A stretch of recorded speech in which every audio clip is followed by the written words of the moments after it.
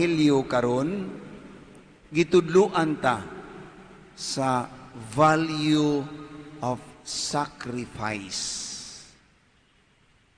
Siguro kitang tanan nakahimo og mga sakripisyo diha sa atong kinabuhi.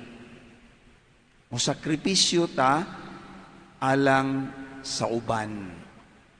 Kamong mga mama o papa, mga ginikanan, mo sakripisyo mo aron lang sa inyong mga anak. Dili ba? Si mama o si papa, musayo og mata. Ganahan pa unta silang matug. Apan musayo og mata, si mama o si papa, aron mag-andam og pagkaon alang sa ilang mga anak. Sakripisyo. Nining atong mga pagbasa karon, gitudloan ta the value of sacrifice. Sa atong unang pagbasa, atong nadungog nga si Adan ni sakripisyo sa iyang kaugalingon aron mabuhat sa Dios si Eva. Ang gusok ni Adan gikuha sa Dios og aron mahimo si Eva. Mga igsuon, atong mapamalandungan sa atong first reading nga usahay kinahanglan ta nga mosakripisyo aron ang Dios makabuhat ug maayo alang sa uban.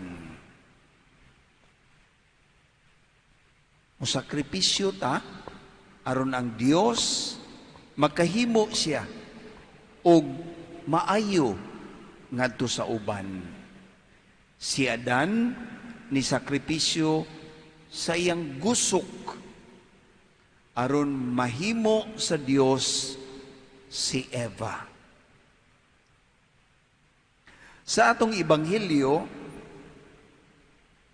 usa ka inahan nga dunay anak nga nasakit, giyawaan. O kining maong inahan, dili siya Hudiyo. Meaning, lain siya. Dili siya sama sa mga Hudiyo. Mao nga sa dihang nihangyo siya kang Jesus nga ayuhon ang iyang anak. Niingon si Jesus, dili maayo nga unahon nako ang dili mga Hudiyo. Unahon nako ang mga Hudiyo. Apan ang maong inahan ni sakripisyo sa iyang pride. Nagpaubos siya. Ug tungod sa iyang pagpaubos, tungod sa iyang pagsakripisyo, natandog si Jesus. Mao nga niingon si Jesus, pauli sa inyo ug ang imong anak mamaayo na. Mga igsuon sa atong kinabuhi, daghang mga sakripisyo nga atong gihimo. Mosakripisyo ta sa atong kwarta. Mosakripisyo ta sa atong lawas. Mosakripisyo ta sa atong mga gimbuhaton.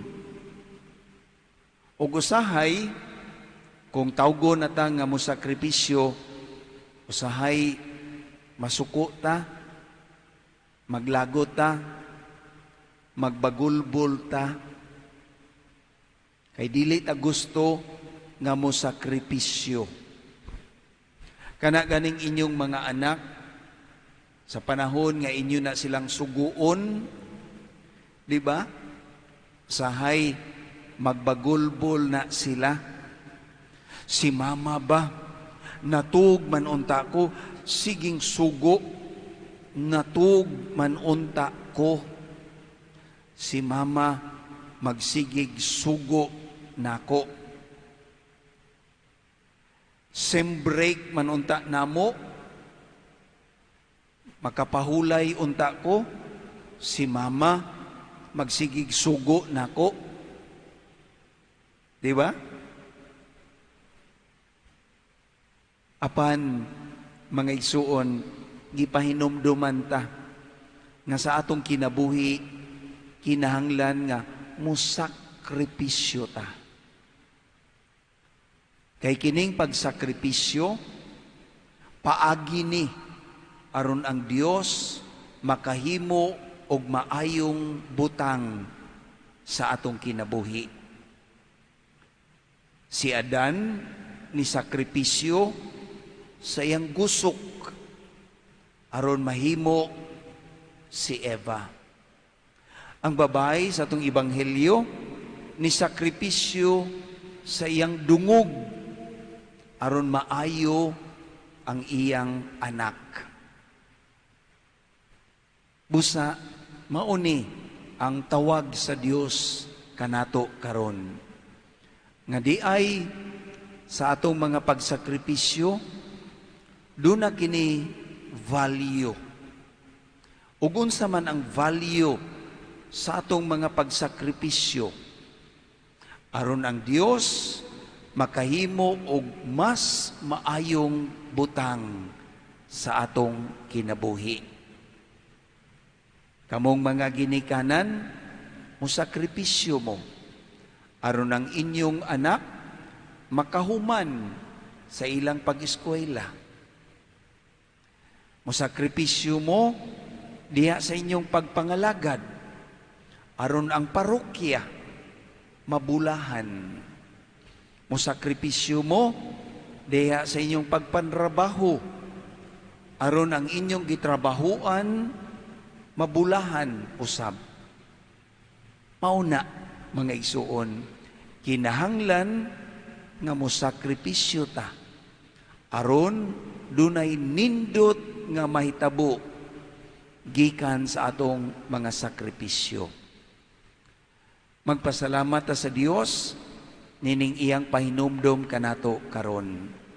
Ug hinaot nga sa mga sakripisyo nga atong gibuhat sa atong kinabuhi, hinaot nga ang Dios mohimo og mas mga maayong butang sa atong kinabuhi. Amen.